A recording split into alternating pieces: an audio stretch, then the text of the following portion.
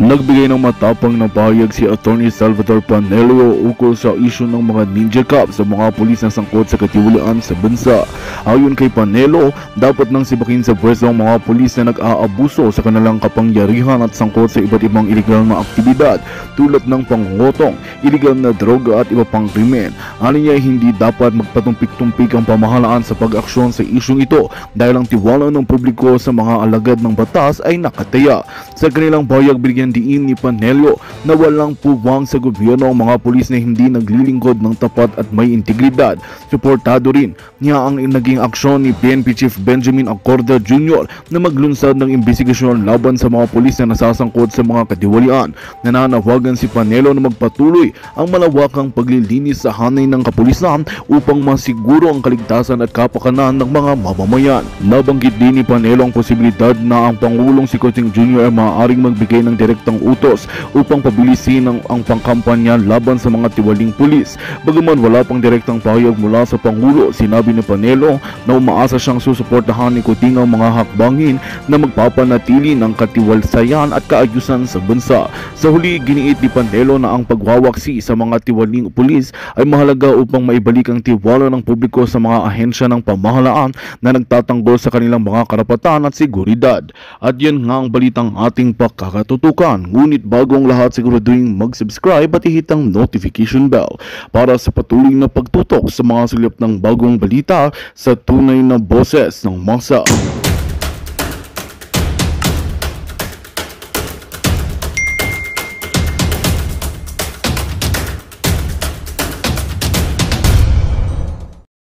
Napapansin ninyo, talaga napakawalang hiya itong Torre at syempre itong bangag na gobyerno.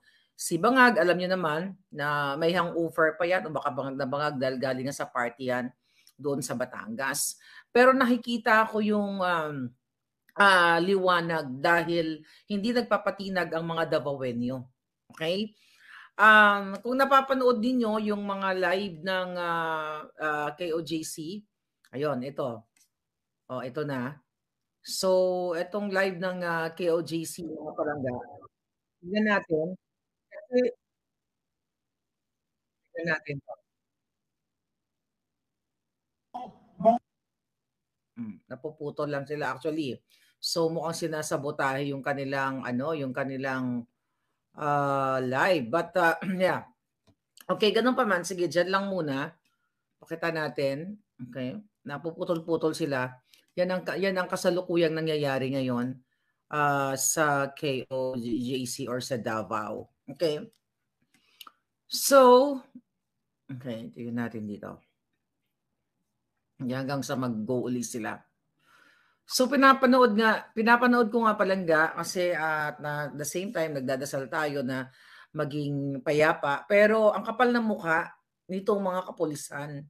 Maliban sa binaboy na nila yung private property, hindi lang 'yon, simbahan, 'di ba? Ito ay lugar na kung saan nagdadasal, nagtitipon ang mga miyembro. Doon ang daming lang nilabag na batas. Tapos kanina, ang kapal ng mukha ng mga hinayupak na to na makiusap na dinidisperse nila yung crowd kasi natataranta na sila, naaalarman na sila dahil hindi nila kayang kontrolin. And ang kapal ng mukha ng mga bangag na ito na manawagan. Okay, imagine mo yung mga pulis na to, respetohin daw yung batas. Kailan nila na-respeto yung batas? Diba? Ayan si Dusty. Ayan. Okay? Diyan siya si ating palangga. Ngunit na siya nagdadaan. Pagkakaroon naman natin. Nakinig pa siya?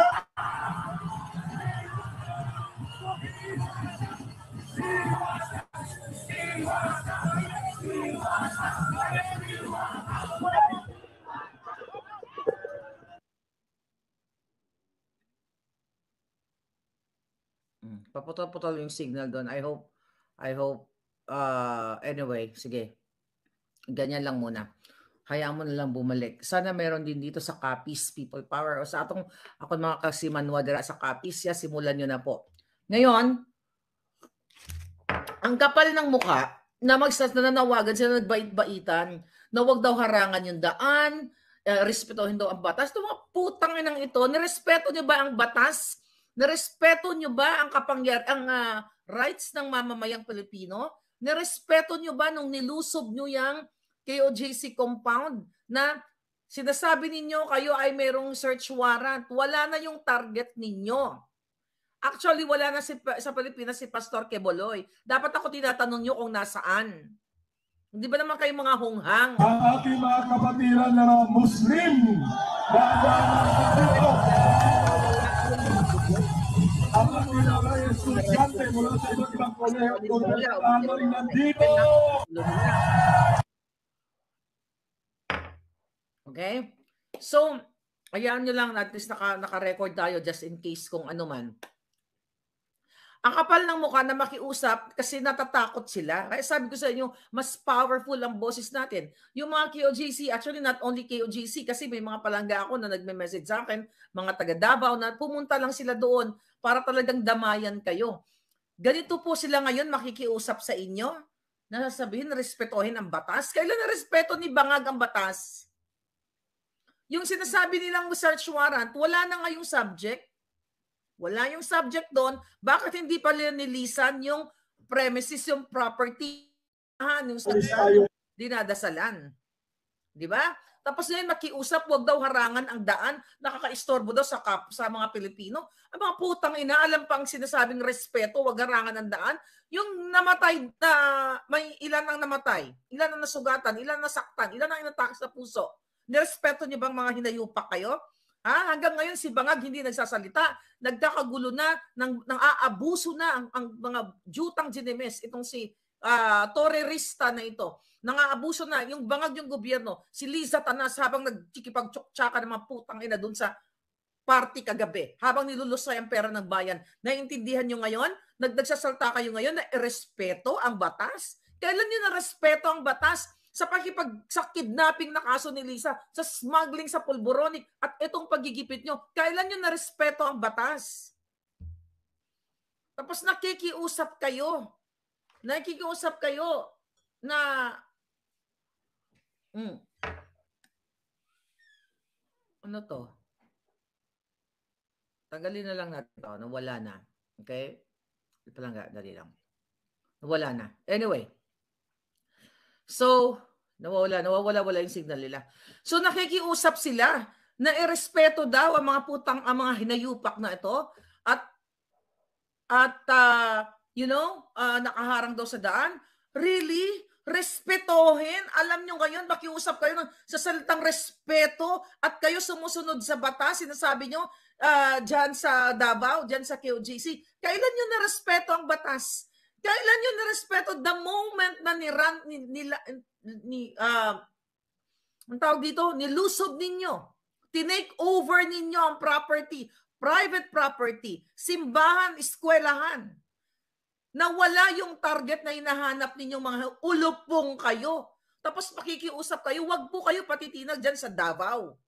Okay? Napakatapang ng ating mga kabataan na KOJC na total, sinagad yun na sila. Hanggang sa kamatayan o hanggang sa huling sandali ng buhay nila, ilalaban nila. At wag po kayo matakot dahil mas nakikita ko na yung mga pulis doon, hindi lahat doon masama. Ang masama lang yung general at ang mga ilan doon. Okay? Hindi yun lahat masama. May mga pamilya kayo. Naririnig nyo ako, naririnig nyo kaming lahat. Mga hayop kayo. Kung talagang nasa tama kayong pag-iisip, hindi kayo bangag, hindi kayo susunod sa mali. Hindi nyo susundin ang mali. Tapos ngayon, dahil dumadami na ang tao sa Davao, pumunta na po kayo lahat. Dahil hindi kayo kaya ng mga yan. Basta peaceful lang tayo. Nakita niyo mga KOJC, sumasayaw sila. Sumasayaw, nagkakantahan, nag-cheer, ganyan. Na-meet ko sila dito. They're peace-loving people. Actually, yung hinire kong photographer, the other day ay nag-contact sa akin. Tinatanong yung mga grupo na yun kung sino daw ba, ano daw ba ang mga pangalaga kasi na-amaze sila. Okay, na-amaze yung actually yung photographer, I don't know, maybe i-hire niya yung mga kabataan na nagpe-perform. Sabi niya, they're amazing, they're nice people, can I get their information? Kaya binigay ko kay Mark. So anyway, mga palangga, this is hindi ito usapin ng kahit anong political color. Usapin ito ng panggigipit sa bawat Pilipino. Usapin ito ng mga binaha ni nung nakaraan. Okay? Karina. Usapin ito ng mga biktimang Pilipino na naghihirap ngayon, na nagugutom ngayon. Nakita niyo po, harap-harapan nilang nilusob ang KOJC.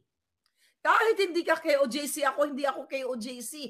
Ikaw ay Pilipino. Gusto mo matuwa ka na ginaganito ang ano? Kayong mga taga-INC na mga kaibigan ko, natutuwa ba kayo? Gusto nyo pag ginawa to sa inyo? Siyempre mananawagan kayo sa aming mga Pilipino, tutulong kami. Kayong mga born-again Christian o whoever you are, kayong mga Muslim brothers and sisters, di ba pag nanawagan kayo, kaya tayo nagkakaroon ng unity, Muslim o Kristiyano, di ba? Nandito kami nagvo-voice out sa'yo. Kasi this is not about religion. This is not about political color. This is about your rights. This is about pang-aapi ng bangag.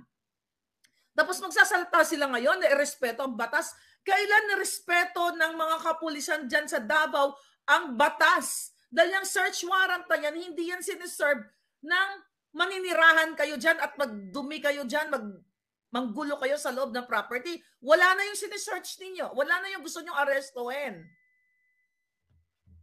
Ano ba ginagawa nyo? Kasi inuutusan kayo ni Satanas, ni Bangag, na i-take over yung property na yan. Last year ko pa sinasabi sa inyo na sinasabi yan ng puting ahas na targetin si Kibuloy, si Duterte, at lahat ng kritiko. Lahat tayo. Huwag nyo nang antayin na kayong isusunod ng mga putang inang ito. The nerve! The heck na magsalita na irespeto ang batas? Sino nagsasalita doon? Alam nyo ba anong pinagsasabi ninyo? Na sinasabi nyo, sinusunod nyo lang korte. Anong korte ang sinunod nyo? Korte ng mga bangag? Lumabas po kayo. Simulan na natin sa NCR. Sa Metro Manila, lumabas kayo. Mananawagan na ako, hindi nung time ni Bangag Jr. ng kampanya, hindi ako natutulog. Lalong hindi ako natutulog ngayon. Mag-aabang ako dito, mananawagan ako sa taong bayan na manindigan kayo, you speak up, tapusin na ang mga bangag na gobyernong ito dahil papatayin kayo nito. Believe me, hindi lang sa gutom, kundi literal. Tulungan natin. Mga OFW, kung kayo ay, sabi ko nga sa inyo kung nung nakaraang araw, yung inyong mga kamag-anak, mga kaibigan, padala ninyo ng pera, di ba? Padala ninyo ng pera, pang masay, pang tubig. If they're really fighting for their rights, fighting for the truth, fighting for their country, fighting for their future. Magtutulong-tulong tayo. Wala tayong what do you call it? Wala tayong nakaw galing sa smuggling. Wala tayong 3 billion pesos every month na nakukuha katulad ni Lisa Tanas, ni Bangag, ni Tambahudas, ni Tambaloslos, lahat sila dyan sa Bureau of Customs. Wala tayong perang ninanakaw sa Department of Agriculture. Wala tayong perang napapanalunan ng loan better sa PCSO. Wala tayong 800 or 900 billion. Okay? Na pondo. Okay? Na-download sa the unprogrammed funds na ninanakaw ng mga buwaka ng ina. Wala tayong pondo. You know that already. Pero dahil sa ating tulong-tulong, tapusin na natin itong mga hayop na to. Wala silang puwang dyan sa gobyernong yan dahil lahat sila ay bangag. Imagine niyo like 45, maybe more than that. 45% or more than 50% ang mga nakapwesto ay mga bangag. Mga hayop na to.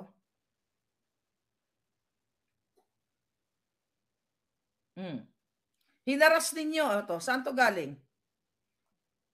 Ano tong message na to? This is a message from, okay, KOJC are currently under siege and being harassed. Okay? Okay, nabasa ko ito kanina. Ayun, pinutulan ng kuryente at ng tubig. Yan ba kasama ba sa utos ng korte? Ha? Terorista, kasama ba sa utos ng korte? Napuputulan nyo ng kuryente, ng tubig yung mga naninirahan dyan. Kaya kailangan nyo nang mag-ipon-ipon sa kalsada. Nakita nyo po, talawan yung mga hayop na yan. May mga baril lang kayo kaya ang tatapang ninyo Mga bangag kasi kayo May baril kayo at kayo dapat ang tagapagtanggol ng bayan pero kayo ang lumalabas na teroristang mga hinayupak kayo. Magbabayad kayong lahat. Magbabayad kayong mga hayop kayo pag dumating ang panahon at pabitay ko kayong lahat kung sino man ang susunod. Dapat magpasa ng bitay at wakasan na unahin si Lisa Tanas, unahin si Marcos Jr., unahin si Tambahudas, mga hinayupak kayo. Meron pa kayong nalalamang irespeto ang batas? Kailan irespeto ni Liz Satanas ang batas nung pinakidnap niya ang 2 bata sa Turkey? Kailan irespeto ni Bangag Jr. ang batas? Okay? Habang siya ay sumisinghot ng polboron, habang siya ay authenticated bangag, kailan niya nirespeto? Kaya siya galit na galit dahil huling-huli siya ng forensic expert dito sa Amerika na siya ay bangag. Kaya gusto nyo ngayong gurgurin ang mga kritiko, ang mga naninindigan katulad ng KOJC, katulad ninyo mga palangga. Yan ba? Tapos ngayon sasabihin na irespeto, sinusunod nila ang korte. Anong korte? Anong korte sinusunod ng mga hayop na to? Korte ng mga sindikato? Korte ng mga bangag? Gusto nilang i-disperse? Yung mga Davaoenyo doon?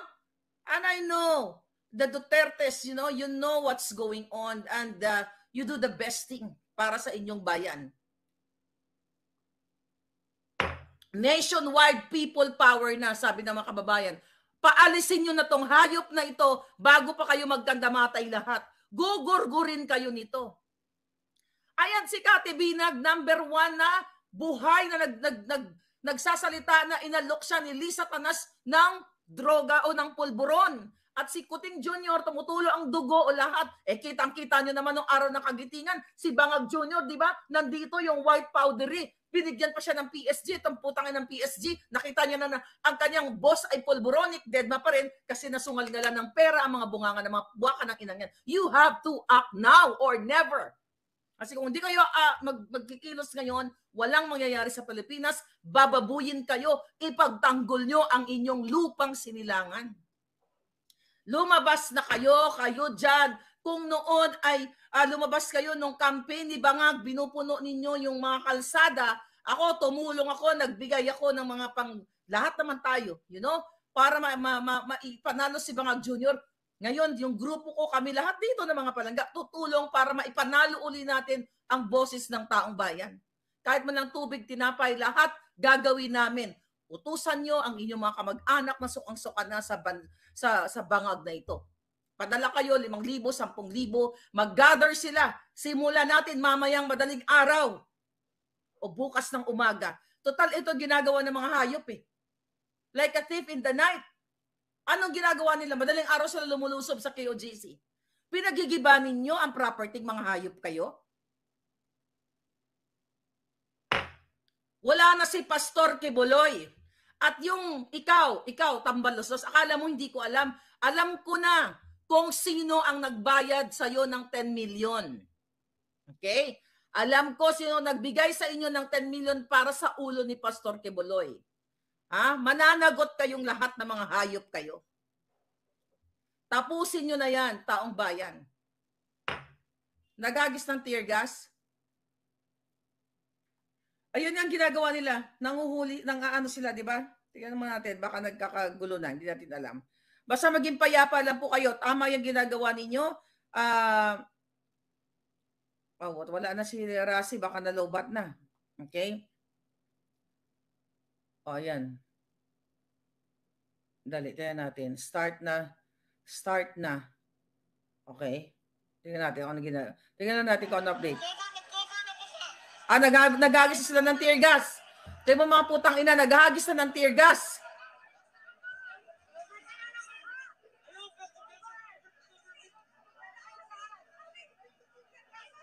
Kita nyo, mga demonyo? People power na. Labas na po kayong lahat. Ayan, no? Ito mga hayop na to. Tingnan mo, naghagis na nga sila ng tear gas. Sana sila yung sila yung mapuwing. Yung may mga tao, may mga bata sa loob. Wala na po si Pastor Kibuloy sa Pilipinas. Wala na siya dyan. Kaya itong mga hayop na to, alam nila na wala na si Pastor dyan.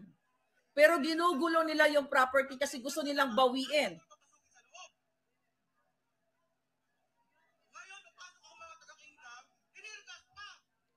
Ayan, tinirgas nila. You have to get out, mga kababayan. Yan, walang ginagawa si Marcos Jr. May presidente ba na nakikita niya yung kanyang mga anak, yung kanyang mga nasasakupan ay nagkakagulo? Pero paano siya makikialam? Siya ang nag-utos niyan para magkagulo.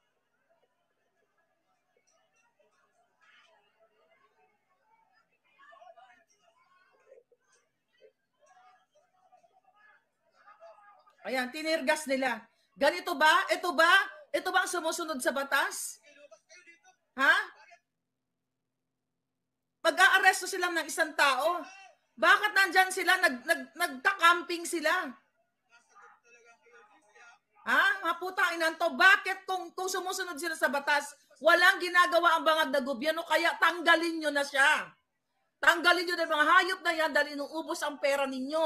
Yung baha lang. Walang ginagawa ang Senado, walang ginagawa ang Kongreso. Anong ginawa doon? 1 billion a month. We're talking about just flood control pa lang.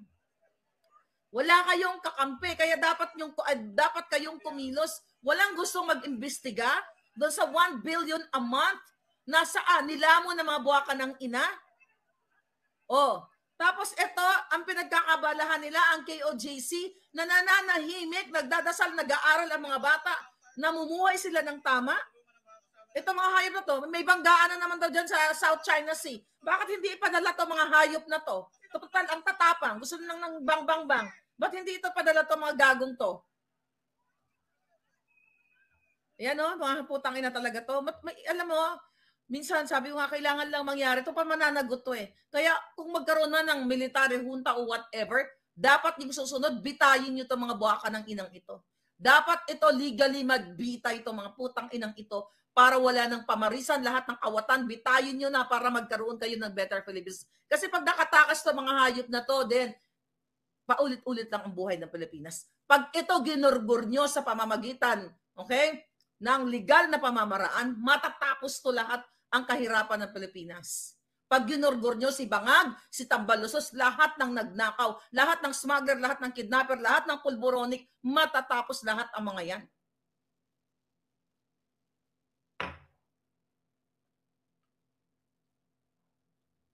Napuputol-putol nga eh. Nasa Boljakan, by the way. Yung video nasa Boljakan. Tingnan natin. Nawawala-wala eh. Okay? Tingnan natin. Nawawala-wala sila mga palangga. Tingnan natin. So far, tingnan natin. Kawawa mga tao sa Davao, tinitirgas na yung mga tao.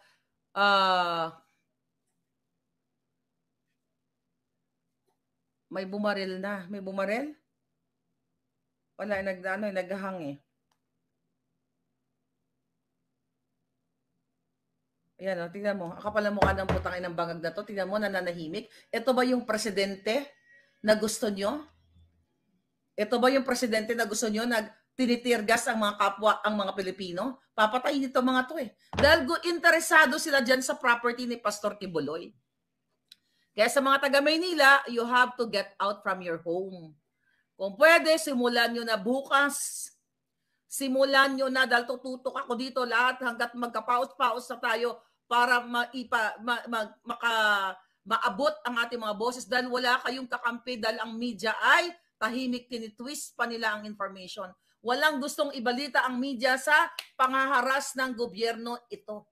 Kasi sungal-ngalan na rin ang mga bunganga nila. So kayo yung kawawa. Kayo yung mga Pilipinong araw-araw na nagdurusa sa baha, sa init, sa hirap ng trabaho. Pero ang kanilang mga kaibigan, mga oligarkiya, busog na busog, mayaman na nga, busog na busog sa pera ninyo. Kung kolekta ng taxes sa inyo, lamon sila ng lamon, transport ng pera sa kanilang mga offshore accounts. Tapos kayo ay tahimik lang, chill lang sa kahirapan. So sabi ko nga, kung gusto nyo tapusin ang kahirapang ito, you have to get out now. Dumadami na po ang tao sa Davao City. Ay sa Davao, doon sa Davao. Ayan. So gugurgurin, huwag kayong pumayag. Nagugurgur yung ating nagugurgur yung ating So, may mga taga Davao ba dito?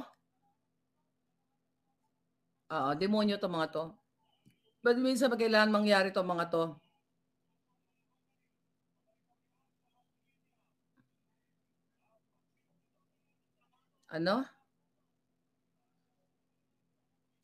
Grabe ang ng tear gas. Sana meron silang mga yung protect tawag diyan eh. Baka may mag-donate ng N7, yung ano ba, I don't know kung kakayang ano yon, yung mask, mag-google kayo dyan, yung mga taga Davao, baka pwede kayong pumunta doon, mag-donate kayo ng mga mask for that tear gas. You know, at least man lang matulungan natin yung ating mga kababayan. Gas mask, yeah. Diba, parang ano yun, parang hazmat.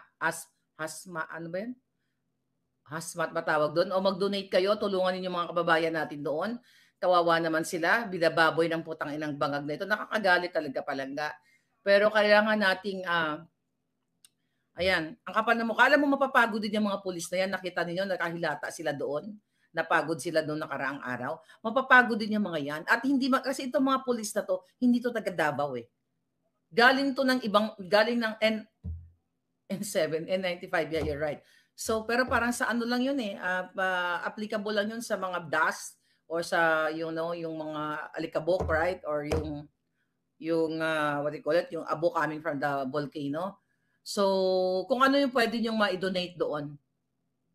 Kung ano yung pwede nyong ma-donate, mga palangga. Bimpo daw, bimpo, yeah, pwede din yun. Tear gas mask. Ayun na nga eh. Kawawa yung mga ano natin. Kawawa yung mga palangga natin doon. Grabe yung mga hayop na yan. Okay. Anong Well, kanina pa ako nanonood. Talagang tahimik lang sila. Gusto lang sila i-disperse. I mean, nagsasalita sila, naninindigan sila, mga kababayan. Asan yung mga retired generals daw? Pupunta daw doon ng mga retired generals. Simulan nyo na po. Huwag kayo matakot sa mga to. Only one life to live in this world. At least, you know, lumalaban tayo at inaharap natin to mga hayop na to. Walang kwenta si Marcos Jr. Habang pong naghihirap ang ating mga kababayan doon, sila naman ay nagbabangag ng pulburon. Kita nyo? Gusto nyo bang manatili yung ganyang klase? Habang ang mga kababayan natin ay hirap na hirap at tinitirgas ng mga ulupong, si Marcos ay tumitira ng pulburon. People power na, laban. Magandang balita ang hatid namin sa inyo ngayong araw. Sa pagtatapos ng aming balitaan, nagbigay kami ng mga mahalagang impormasyon. Maraming salamat sa pagtutok at pagsuporta sa aming programa. Huwag kalimutang manatili sa mga susunod na araw para sa mga bagong balita at mga kwento na dapat nating abangan. Mula sa Boses ng Masa, magandang araw, Pilipinas!